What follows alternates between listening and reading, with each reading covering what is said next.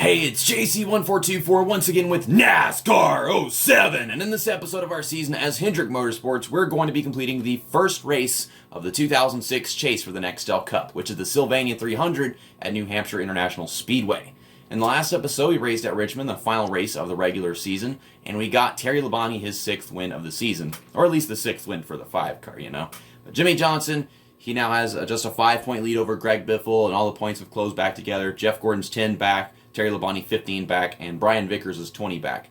And then you got Ryan Newman, who is, he's 5 points behind Vickers, and then so on with all the drivers on our team. So our main focus is to just get all the drivers to finish in front of Greg Biffle and Ryan Newman specifically. And I'm really not that concerned about Kurt Busch, Matt Kenseth, Tony Stewart, and Bobby Labonte. They haven't been consistent in the regular season, and I don't expect anything to change in these final 10 races. Finally, the stats have shown up. Jimmie Johnson has 7 wins, of course. Terry Labonte 6 wins, along with Jeff Gordon. And Brian Vickers is at 5. So I guess I'm going to aim to get Vickers to his 6th win finally, which could be difficult because this car is really tight and slow here. Can I please just get a little appreciation? Like, a little appreciation. I go into that loading screen over and over and over and over and over again, waiting for them to put the fucking stats on. Because they'll show the standings more often than the stats, even though you can see the standings at the menu. But I care about you guys. I want you to be able to see the stats in every video before we go into the race. And, well, What If Racing, he loves stats. I love the stats, too. I need to keep up with who has how many wins and all of that. It is important. So, just a little appreciation. That's all I ask. Because it drives me nuts. It drives me nuts. It's like 3 minutes of wasted footage of me just pressing the X button and then realizing I have to sit here for another 30 seconds, getting to the race menu, and then back to the other loading screen, then pressing the X button, and then I gotta do it again and again. And sometimes, it only takes one try, and those are the good days. I soak my fucking pants whenever that damn loading screen with the stats comes on first try. And I don't get that shit enough, but it really hits the spot whenever it happens. Greg Biffle's leading this race. I don't care, because I vented and got my shit out. And I'm racing as Jimmie Johnson. This is an easy deal. Get Jimmie Johnson past everybody, get him a good points lead so that we don't have to worry about him and focus on the other drivers. Looks like Ryan Newman is in 2nd place. This game is putting me up with such a great challenge. How the hell am I going to get all 4 of my drivers past Greg Biffle and Ryan Newman whenever they're running 1 and 2? What a freaking power slide. That was beautiful. I almost killed somebody with that thing. Oh.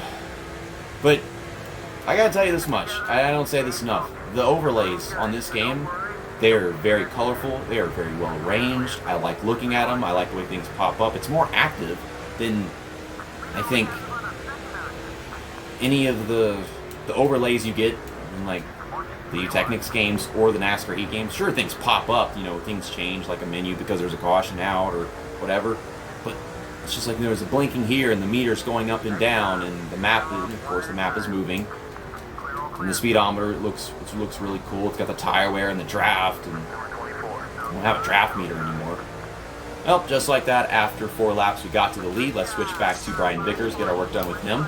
He is running 8th place right now. There's Terry Labonte, Bobby Labonte, and Tony Stewart, those guys in the chase. So, they're running pretty good.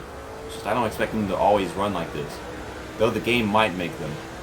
Gosh, this car is so bad that I've got to really throw it into that corner. And, oh my God, Mark Martin. You aggressive, unclean moron. You destroyed my race car. I can't go down pit road and fix it and get fresh tires and then just put everybody a lap down after pit stops, because that won't work. I'll run out of gas if I try that. I want to keep the track position. Oh, and I was just saying, this car is so bad, so slow, so tight, that I have to really throw it into that corner. And even though I threw it into the corner, Mark Martin still ran me over. So, Mark Martin, you're all to blame, jackass. And watch, we're going to have a really slow restart because we have damage, and they already give you slow restarts when we play this damn game. How the hell am I supposed to win this race with this guy? How the hell am I supposed to win this any race with this guy. I don't know how I've won 5 races with this fucking Vickers guy here. Oh, good lord. At least Jeff Gordon has gotten himself up to second, past Greg Biffle, and Ryan Newman's falling back. We're going to dive all the way off the track, making a bunch of room for things to happen. I might have to do some race manipulation here. Hold up Greg Biffle and Dale Earnhardt Jr. Mash them brakes, check the whole field up just so we can get Vickers up there. I can do this if I try hard enough. But I must add, whenever it comes to Brian Vickers, at New Hampshire, you need the draft just to stick with him. I think I've got a little bit of Dale Earnhardt Jr.'s draft, and it's slipping away. I got Bobby Labonte kind of help me out. Okay, get it in there. A little slide, help you steer it better. I think we're catching.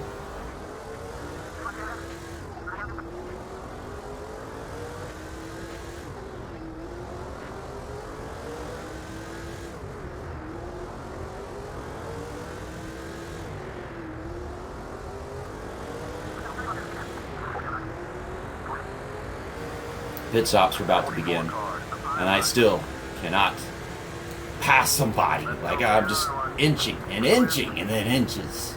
Ugh. And Terry Labonte, I don't even know where the hell Terry Labonte is. Oh goodness, he's like right outside the top 10. It looks like he is. Ugh. Just trying to stuff it in the corner, but not overdrive it. Holy crap. As long as we got the draft, we're quite safe. You know, I think we should take it down pit road, loosen it up a little bit, and maybe that might be faster than just leaving them behind. I don't know. We'll have earlier on fresher tires this way because those guys aren't pitting, so that's a good thing. So no damage repair. Well, I don't want to repair the damage. Apparently we actually had some damage there. We'll take out half round of wedge, and yeah, that should do it. Alright, I was thinking about the tire pressures, but that just makes the tires wear faster, and the wedge, you make the back end kick out a little bit more. And the front end seems to be the real problem. What am I looking at? Oh no, oh no, oh no. I really thought this was going to help. 17.4. That's probably like 3 seconds lost right there. Man. This sucks. Okay, so we're going to beat Newman and Jeff Gordon, Greg Biffle, and Tony Stewart off pit road. Sadler, 3 wide is not a good idea. But I'm faster and you're driving slow, and Tony's on my inside. Ow. I'm trying to stick it in there and get underneath them and make shit happen. Now there goes Sadler again. You guys are so painful to be around.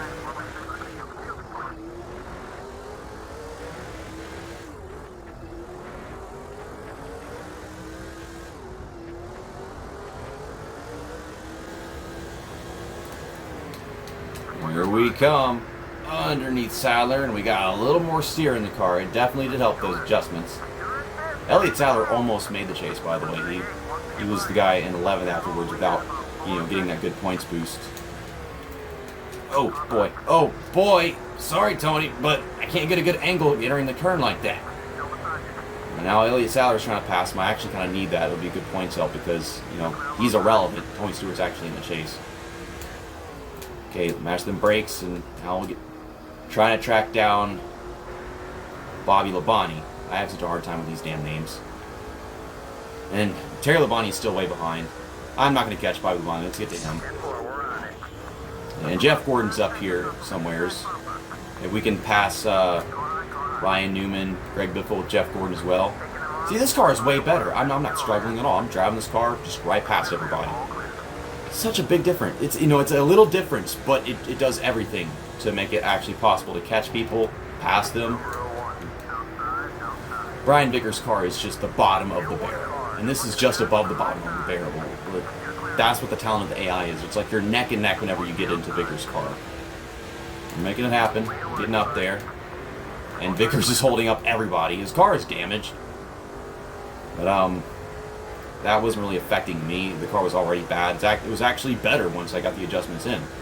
but it doesn't really matter whenever it comes to his AI, I guess. What am I doing down here on the apron? It's not even an apron, it's just below the yellow line. Well, the laps are closing down. I guess Jimmy Johnson's going to get his 8th win, even though it's just, I'm trying to have them all, stay close together, like all be at 7 wins, all be at 6 or whatever, but Jimmy Johnson's, he's just so damn good. His car is so freaking good. His pit crew's so good. And Vickers is shit. So I came nowhere near what I was trying to accomplish. But finishing in front of all the drivers that we need to finish in front of, except Bobby Labonte of all people. I guess that's pretty good. We've got a few laps left just to get all Terry Labonte, Vickers, and Jeff Gordon past Tony Stewart, Ryan Newman, and Biffle. I do want Terry Labonte to be in front of Brian Vickers in points. So I guess it'd be safe for me to pass him here. And maybe I could try reaching Bobby Labonte. We're going to lose some points on Terry Labonte's part. Yeah, that should be easy. Such a great car. It's not going to be just absolutely impossible and very time-consuming as it would be with Brian Vickers. While it's on my mind, I just realized something really cool earlier.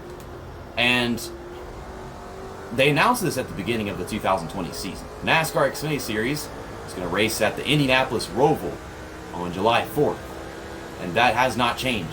They have not stated anywhere that it's canceled and that it won't be happening. They have a 2-car battle for the lead between Jimmy Johnson and Dale Jr. I did not realize that. Holy crap. Okay, let's get to Jeff Gordon. And let's pass Tony Stewart, Greg Biffle, Ryan Newman. This is a great car, so I should not have a difficulty with that at all. That was a pretty hard fucking contact. I hate seeing Ryan Newman pass Elliott Sadler. We really don't need that right now. Come on, give Elliott Sadler a little draft. Make him clear. Send it in there. Right. Maybe I can switch to Terry Labonte. Oh, it's too late. Fuck. I was thinking maybe I could switch back to Terry Labonte and then try winning the race with him instead of Jimmy Johnson. But it wasn't letting me. It said I could, but I didn't time it right. And I don't know why. He wasn't at the line yet. But I guess Jimmy Johnson was at the line, so that's why. So I guess we'll have to have a Jeff Gordon thumbnail. That's where we can make the highlight reel. Or it could be another Brian Vickers thumbnail from him bringing out that caution. He didn't bring out the caution. That was Mark Martin. Dumped his ass. Alright. So we got 5th place. Jeff Gordon. Jimmy Johnson, 8th win of the season. Terry Labonte, 3rd place. Well, we almost all had him in the top 5.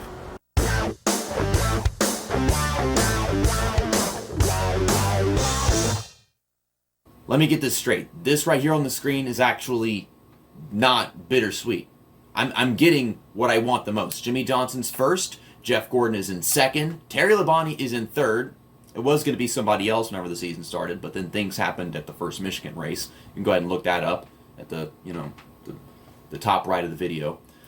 And Brian Vickers, I want him in 4th. He's 5th right now, just 8 points behind Greg Biffle. And he actually gained because Greg Biffle was in 2nd place, 5 points behind Jimmy Johnson. I think Brian Vickers was 20 behind Jimmy Johnson, which makes it was like a 15-point gap. So I think he just gained like 7 points on him, which is a weird amount. But I guess that's how the points format in 2006 works. It's just, I don't want Jimmy Johnson winning all the freaking races. I want them to all have like similar amounts of wins. So he's at 8 now, while I've still got Brian Vickers sitting at 5. Like that's a 3-win gap, and I would like them to all have like the same amount of wins. It's a weird thing to want, but it's still better than seeing Greg Biffle win a race, or Ryan Newman, or anyone else that's not on my team. I'm so happy right now because if you look back at the beginning of the season, I struggled race after race to get my drivers 1st, 2nd, 3rd, and 4th, or even just to get out of 6th, 7th, and 8th, which is where they were for so long. Just so many stupid things happening. And I guess some stupid things are still happening, but they're not so damaging to us in the points. We're still able to propel ourselves forward a little bit more and more. I'll see you guys next time on NASCAR 07 for the Dover 400 at Dover International Speedway, which is the 2nd race of the 2006 chase for the Nextel Cup, race 28 of 36. 9 races to go. Anything can happen in these 9 races, but I like where this is going. See you next time. That's that, and episode over.